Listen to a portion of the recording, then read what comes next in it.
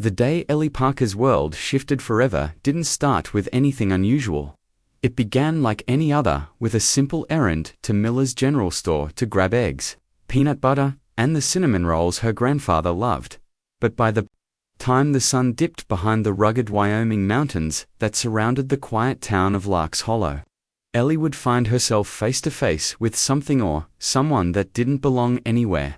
Near a grocery store, as she juggled the paper bags in her arms, trying to fish out her keys, the wind whistled through the parking lot and rattled her grandfather's old pickup truck. That's when she heard a faint, broken sound, like something trying not to cry. She turned toward the noise. Tucked beside a rusted grain truck at the far end of the lot sat an old, dented metal crate. Inside, barely visible through the mix of straw and shadow, was a small animal. Its fur was filthy and tangled, but its golden eyes wide, unblinking, and filled with raw fear locked onto Ellie's with such intensity that she felt it in her gut. Before she realized what she was doing, she was moving like someone in a trance. She crossed the lot without a word. The crate was sealed with a rusted padlock, but the creature inside didn't bark or growl. It didn't make a sound. It just stared, trembling faintly, ears partially back, thin ribs pressing against its sides. "Careful there, kid," the voice startled her. A man in his 60s was approaching, wiping grease from his hands with a stained red rag. His gray hair was tucked beneath a faded cap from the local feed store. "She's got more wild in her than most," he said. "Found her sneaking around my chicken coop last week. Took me days to trap her." Ellie glanced between him and the crate. "She's a dog." He hesitated, then shrugged. "Looks like one, I suppose. But I've raised plenty, and she's not like any I've known. Didn't bite, but she spooked the horses. Took out 3 hens before I even spotted her. Been slinking around the woods out back like a ghost. Thought I'd take her to the vet in Casper. Let them sort it out. She doesn't seem dangerous," Ellie said quietly, crouching near the bars. The animal sniffed the air cautiously, its nose twitching as it studied her. The man gave a dry chuckle. "The dangerous ones never do at least not until they've got their teeth in you." Something stirred inside Ellie, then an ache she always felt when she saw something wounded and alone. She looked up at him. "Can I take her?" He blinked. "You serious?" "My grandpa's place is out past Buckhorn Ridge," she explained. "We've got land. I can take care of her." He scratched his jaw, eyeing her like she'd just offered to adopt a snake. "She's not like the shelter. Pups, doesn't make a sound, doesn't trust easy. You sure you're ready for that?" Ellie didn't waver. "Yes." He studied her a moment longer before giving a shrug. "All right, she's yours, but you'd better mean it." Her hands trembled as she pulled cash from her pocket money saved from birthdays and odd jobs and handed it over. The man nodded once, then lifted the crate carefully, placing it in the bed of her grandfather's truck. By the time they reached home, the wind had picked up, whispering through the pine trees as twilight deepened across the hills. Ellie and her grandfather, Ben Parker, a retired carpenter with gentle eyes and hands worn from years of work, stood on the porch in silence, staring at the crate. "She watched me the whole way back," Ellie murmured, arms crossed against the chill. Ben sighed. "She doesn't look like a Bella or a Daisy. I want to call her Luna." Ben glanced up at the moon, just starting to rise. Fitting together, they carried the crate to the old woodshed behind the house. The air inside smelled of sawdust and dry earth. Ellie laid down a blanket and a bowl of water. When she opened the crate, Luna didn't run. She stepped out slowly, each move cautious and deliberate, as if unsure the ground would hold her. Her limbs were too long for a puppy, and her paws seemed out of place, like they belonged to another animal altogether. That night, Ellie couldn't sleep. Wrapped in a quilt, she sat by the window, eyes fixed on the dark outline of the woodshed. At some point, sleep claimed her. She woke to a sound that didn't belong, a howl, eerie and ancient. Ben appeared in her doorway moments later. Face pale. "Stay inside," he said, voice tense. "Lock the windows." Ellie pressed her face to the glass, heart racing. Outside, bathed in silver moonlight, Luna stood in the yard, head tilted back in a mournful howl. And the sound coming from her wasn't a dog's cry. It belonged to something wilder. 3 months passed since Ellie had found Luna in that rusted crate. In that time, the quiet routine Ben Parker had built began to shift. Their days slowly shaped themselves around the strange, silent presence of the creature with amber eyes and a gait far too graceful to be tamed. Luna outgrew every collar they tried. She moved through the house not like a pet, but like something returning to a place it once knew. Her limbs were long and her chest narrow, more like a wild predator than any dog Ben had encountered. She grew so quickly, it was almost unsettling. Now nearly shoulder height to Ellie. With her size came an insatiable hunger Ben struggled to satisfy. Ellie, however, remained unfazed. She spoke to Luna in soft whispers, brushed her thick coat with steady hands, and sat beside her each evening as if they shared a secret language only they could understand. Still, there were signs subtle but undeniable that something was off. Luna never barked. She didn't wag her tail or pant on hot days. Her nightly howls were deep, melodic, and haunting, echoing through the trees like a forgotten song. Even Ranger, Ben's old canine companion, didn't challenge her. But he watched her constantly, alert, cautious, as if still trying to decide whether she was friend or something else. Not fear, exactly. Something closer to reverence. By the end of the 3rd month, Ben made up his mind. He told Ellie they'd be taking Luna to see Dr. Karen Miller, the vet who had treated Ranger since his retirement. He put it gently, calling it a routine checkup, just to make sure Luna was doing well. Ellie didn't protest, but there was a look in her eyes, guarded, protective, the same look she gave to strangers who stood too close or asked too many questions. She kept hold of Luna's leash the entire drive. Dr. Miller had seen plenty in her time. But when she entered the exam room and saw Luna sitting beside Ellie, motionless, regal, like she was carved from shadow and storm, she paused. She hesitated. Dr. Miller's hands moved efficiently, checking joints, pressing gently along the ribs, recording weight and height. But with each step, her expression grew more serious. She asked questions, some to Ben, some to Ellie, but the girl mostly replied with slight nods or quick glances. The tone of the room shifted when Dr. Miller stepped out to make a phone call. When she returned, a sealed testing kit in hand and tension tightening her jaw. The silence deepened. 2 days later, the results came back. Ben had been waiting. He hadn't told Ellie yet. He wanted to have the full picture first. The phone rang just after dawn, at that quiet, heavy hour often reserved for bad news.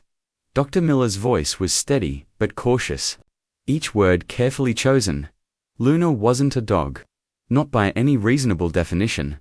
She was identified as a juvenile North American gray wolf, likely raised in captivity, maybe even abandoned before her instincts had fully taken hold. It explained everything. The haunting howls, the way she moved, her fast growth. But it also brought problems. Wyoming law was clear.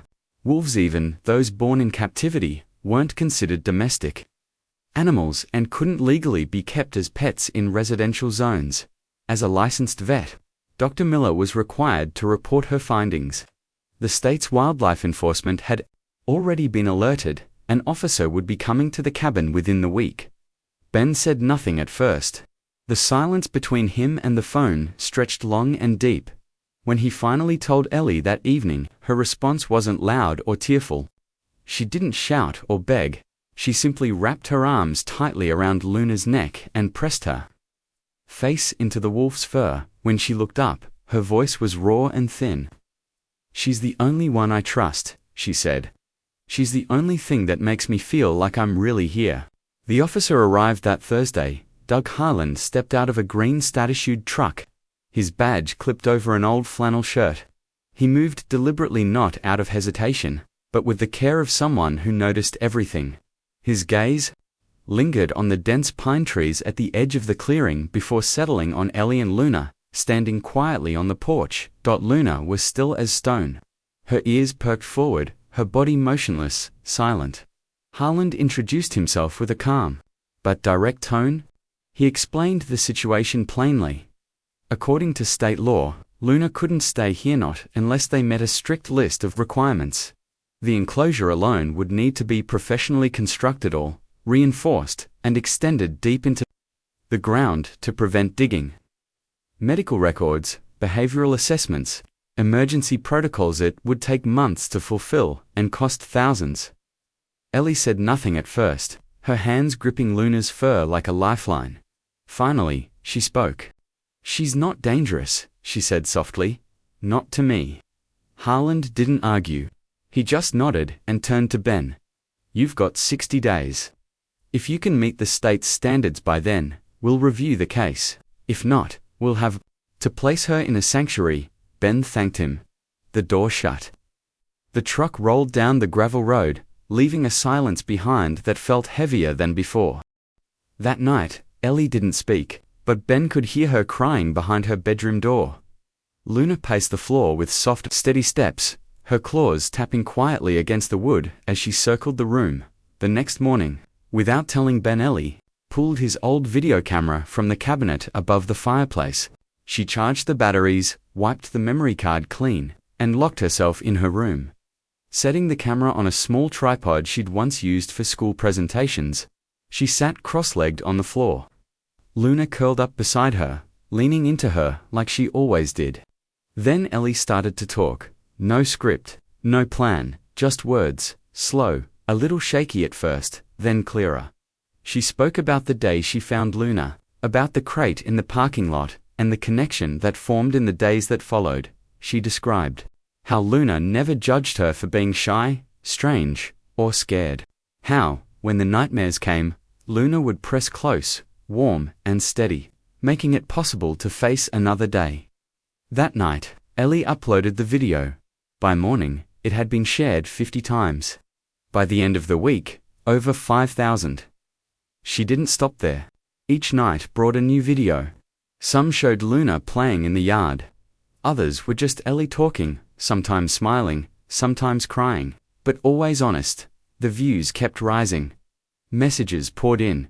Strangers offered advice, encouragement, even donations.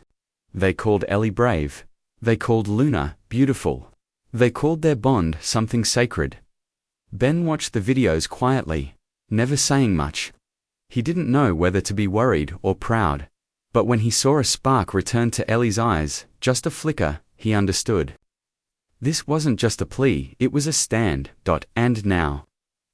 They weren't alone. The move came quietly. With no fanfare, under a sky so vast it made Ellie feel small and strong at once. Their old pickup truck rattled down a winding road toward a new beginning. They arrived at a 5-acre stretch of land on the edge of Bighorn County, where the trees opened into a clearing filled with wind, grass, and possibilities. It wasn't much. A broken fence, tall wild grass, and the cracked remains of an old foundation. But to Ellie, it looked like freedom. Her grandfather called it a fresh start. Ellie called it home. They set up a tent the first day. By the second, they were piecing together the frame of a prefab cabin. Their hands blistered from lifting and hammering, their bodies sore but determined. Luna stayed close the entire time. Her coat had grown thick. Her amber eyes stayed sharp, her movements smooth and silent. She was nearly the size of a German shepherd now. But there was a quiet control in the way she carried herself, something not quite canine. Ellie no longer needed convincing. She knew Luna wasn't a dog. Not in the way people expected. Not in the way laws defined. But she wasn't a threat either. Not to Ellie. Luna listened to her, followed commands, curled beside her sleeping bag at night. When the dreams came, those dark, clawing things that made the world feel sharp, Luna was there, calm, steady, safe. She never barked, she never growled, she just stayed. She listened carefully. The fence came, first initially 4 feet tall, then extended by another 2 with help from Grandpa's old army friends, who had driven in from Cody. A veterinarian in Sheridan had mailed over brochures about humane enclosures. Ellie studied them as if they were sacred texts. Still, uncertainty lingered. Every scoop of dirt, every wooden beam, every twist of wire around the boundary was a reminder. They were racing against time. 60 days at first, Now only 51 remained. Dr. Miller had made it clear what would happen if they didn't pass the upcoming inspection. Luna would be relocated to a wildlife rehab center near Jackson, perhaps even rehomed, maybe not. All over the state were wolves that had once been pets and never learned to adapt in captivity. Ellie couldn't bear the thought of Luna pacing behind bars, howling into the void. That night, Ellie recorded her very first video. She perched on a tree stump, holding her phone with unsteady hands. Luna lay beside her, warm, quiet, like a shadow come to life. The camera wobbled slightly, crickets chirped, wind rustled in the background. "My name's Ellie, I'm 11. This is Luna," she said. "She's not a pet, she's not tame. She's something else. Something wild, but she's my best friend, and I need your help." She didn't cry, she didn't plead, she just told the truth. The video went online under the title, "Trying to Build a Home for My Wolf." Ellie expected maybe a handful of likes, a dozen views, but by morning, it had nearly 10,000.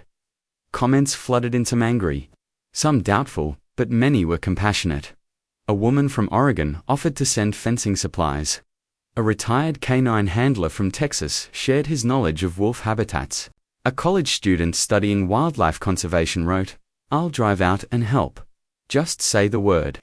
Within a week, volunteers arrived. They came in vans and old pickups, carrying tents, trailers, and tools. They brought lumber, food, and stories. There was Michael, a builder with a limp and hands like granite, who taught Ellie how to anchor posts with concrete. Tasha, a student from Denver, had read about Luna online and convinced 3 classmates to spend their spring break pitching in. Even a couple from Idaho showed up. They had once lost their own wolf-dog hybrid and couldn't stand by this time. Grandpa had his doubts at first, but even he softened after one of the volunteers fixed their generator in under an hour.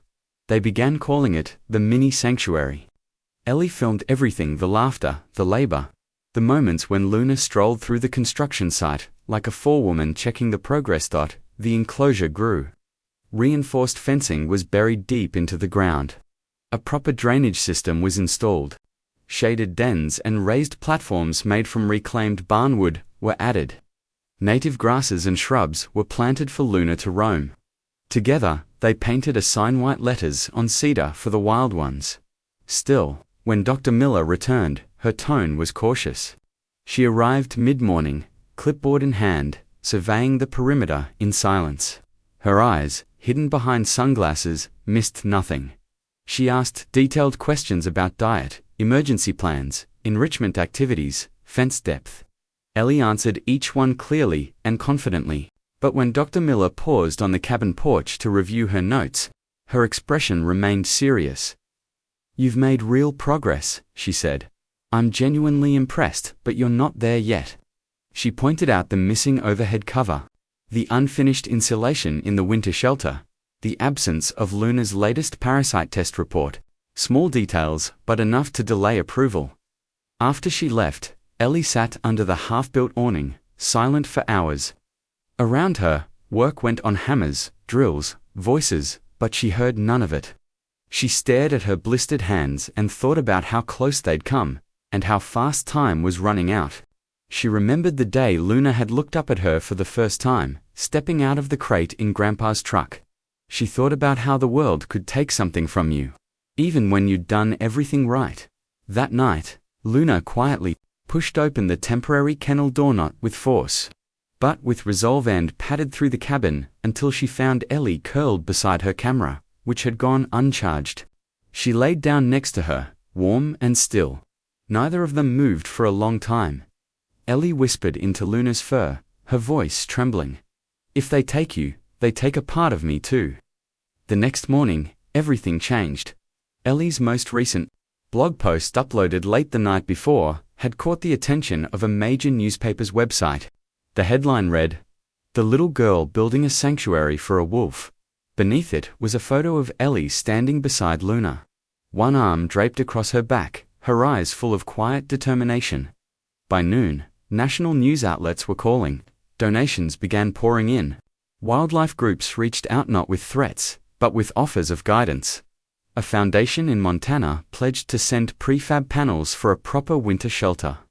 Dr. Miller phoned, not with skepticism, but with something that sounded suspiciously like hope. There was still work to be done. Still inspections to pass. But the clock no longer ticked in isolation. The world was paying attention, and that, Ellie thought, might be enough to see it through. The days that followed were tense.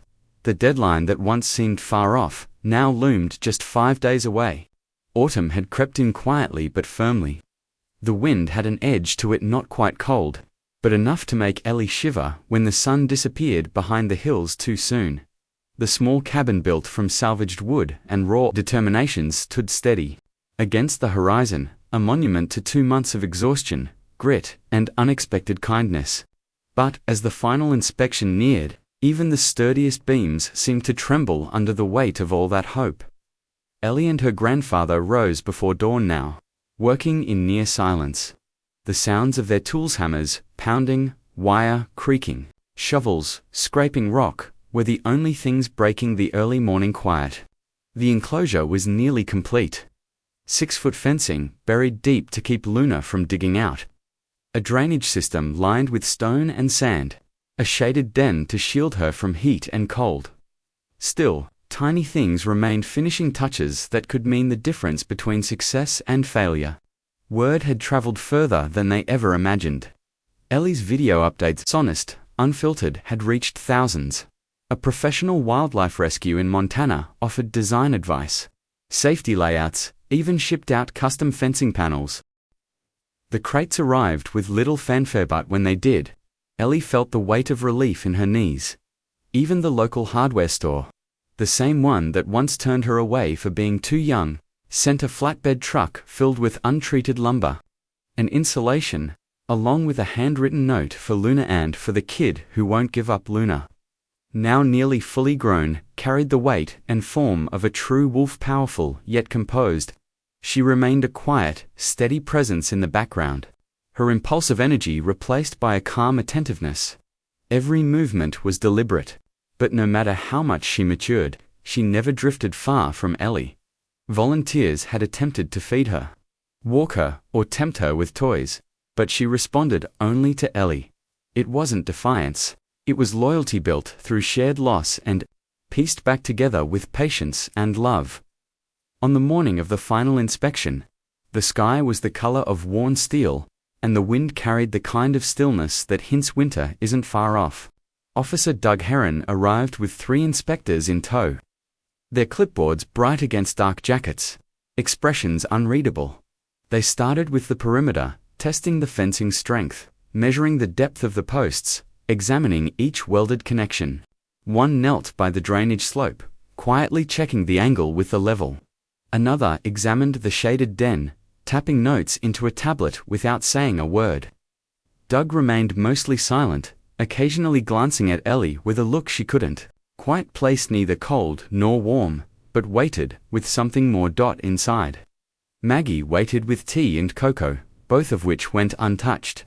Ellie paced along the fencing's edge, her eyes darting from latch to screw, double-checking every detail. Ranger sat on the porch, completely still, watching the inspectors, as if memorizing their every move. From within the enclosure, Luna followed Ellie's steps with quiet alertness. Her ears flicked with the wind, but her body language was calm. No anxiety, no aggression, just patience. Hours went by. No one spoke. The sun slid slowly toward the horizon. Still, no verdict came. The inspectors huddled at the back of their SUV, flipping through thick binders and checklists, whispering between them. Doug stood nearby, arms folded, leaning against the fender in silence. Ellie sat on the lowest porch step, her hands caked in dirt, exhaustion in every bone. Her grandfather handed her a cup of warm water, but she didn't drink. Even Luna had gone still. At last, Doug motioned for Ellie to come over. She rose slowly, her limbs heavy with fatigue and uncertainty. He didn't smile, he didn't soften, but there was a flicker in his eye that hadn't been there before. From inside his coat, he pulled a folded envelope and handed it to her without a word.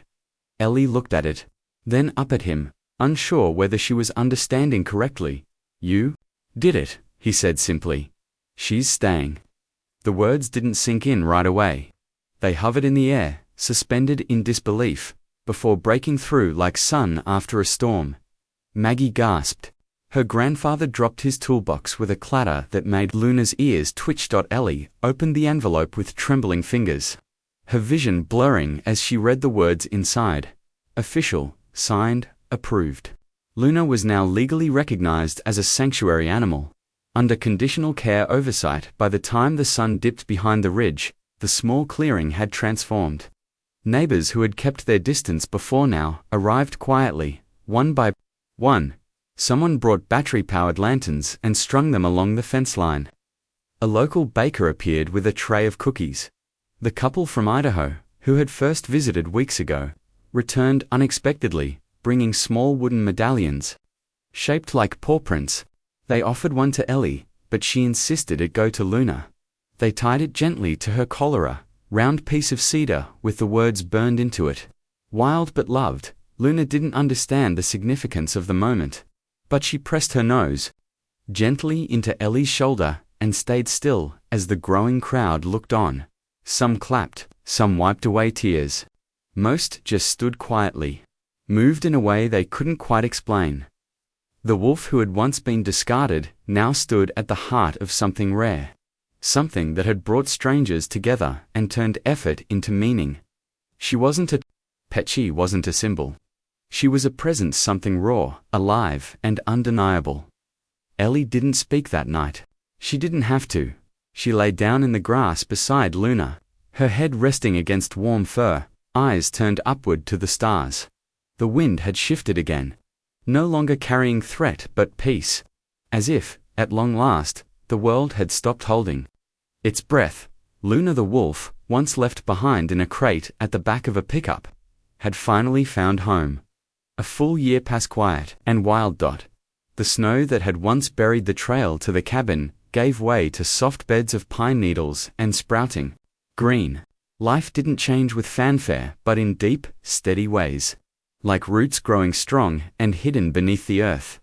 The story that began with a scared girl and a misunderstood creature had grown into something larger than either of them, something lasting. Ellie, now 12 and taller, carried herself with a quiet strength that surprised those who only remembered the shy child from the videos. She wasn't just the girl who saved a wolf anymore. She had transformed into something beyond what she'd once been, a presence Luna had come to embody. No longer the unsure pup trying to fit into a world too confined for her boundless spirit, she now carried herself with strength and grace. Her coat was sleek, her form powerful. The amber in her eyes held a quiet awareness, and every step she took was measured, smooth, and full of purpose. Most days, she patrolled the edges of the sanctuary, watching over the other rescued animals with a knowing gaze, as if she somehow understood the stories that had brought each of them there. And maybe she did. The Luna Sanctuary, named in her honor, now stood on the very 5 acres Ellie and her grandfather had once struggled to enclose by hand. Thanks to the support of local donors, passionate volunteers, and dedicated wildlife specialists, it had become a fully licensed refuge not just for wolves, but for other forgotten beings. Injured foxes freed from traps, young coyotes left behind by traffic accidents, even a blind bobcat who now lived peacefully beneath a stand of cedar trees in its own enclosure.